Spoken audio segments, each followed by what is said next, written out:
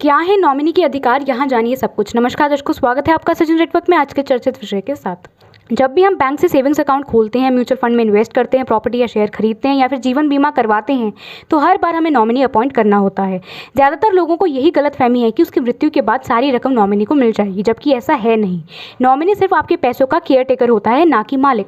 तो फिर क्यों ज़रूरी है नॉमिनी बनाना और क्या है उसके अधिकार, आइए जानते हैं। कोर्ट के एडवोकेट ज्ञानत सिंह बताते हैं कि अगर किसी ने अपनी कमाई बैंक में जमा की हुई है और अकाउंट में किसी को नॉमिनी बना रखा है, मसलन अपने बड़े बेटे को नॉमिनी बनाया लेकिन अपनी संपत्ति की वसीयत नहीं की है, अगर उस शख्स की मौत हो जाए तो नॉमिनी बैंक से पैसे तो निकाल सकता है, लेकिन मृतक के जितने भी क्लास 1 उत्तराधिकारी होंगे उन सभी का पैसा पर बराबर हक होगा, उनका बाकी संपत्ति पर भी बराबर का हक होगा। अगर क्लास 1 उत्तराधिकारियों में से कोई नहीं तो तब क्लास 2 उत्तराधिकारियों में बंटवारा होगा। नियम के तहत नॉमिनी का मालिकाना अधिकार नहीं होता।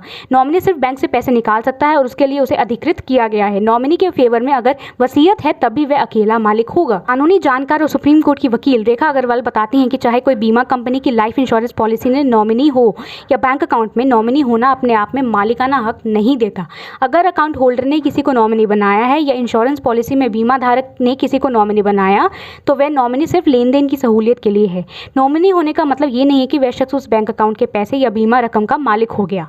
अगर बैंक अकाउंट होल्डर ने कोई वसीयत नहीं की हुई है या बीमा धारक की कोई वसीयत नहीं है तो रकम तमाम कानूनी वारिसों में बराबर बटेगी। कानूनी जानकार मुरारी तिवारी कहते हैं कि जहां तक जीवन बीमा पॉलिसी का सवाल है तो बीमा धारक ने जिन्हें नॉमिनी बनाया है, कोई विवाद न होने पर पैसा उन्हीं को दिया जाता है, लेकिन मृतक के दूसरे कानूनी उत्तराधिकारी हों तो वह अदालत के जरिए दावेदारी पेश कर सकते हैं। अगर पॉलिसी धारक ने पत्नी को नॉमिनी बनाया है और बीमा धारक की मौत हो जाती है तो बीमा कंपनी नॉमिनी पत्नी को पेमेंट कर देती है।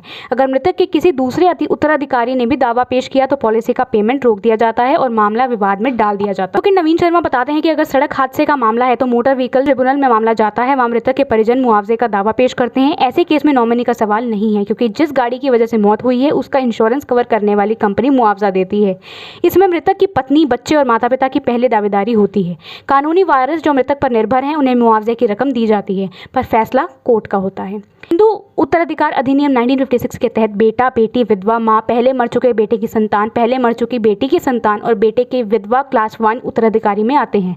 क्लास 2 में पिता, बेटे व बेटी का बेटा, बेटे व बेटी की बेटी, भाई बहन, भाई की संतान, बहन का बेटा और बेटी क्लास 2 में आते हैं। अगर मृतक मुसलमान है तो शरीयत कानून 1937 के हिसाब से संपत्ति का वारिस तय किया हो जाता है। क्रिश्चियन के मामले में वारिस आमतौर पर भारतीय उत्तराधिकार अधिनियम 1925 के तहत तय होता है। इसके तहत पति, पत्नी, बेटे और बेटियां वारिस माने गए हैं। बने रहे ऐसी खबरों के लिए हमारे साथ। तब तक मैं कोमल प्रभाकर लेती हूँ आपसे इजाजत। जय हिंद।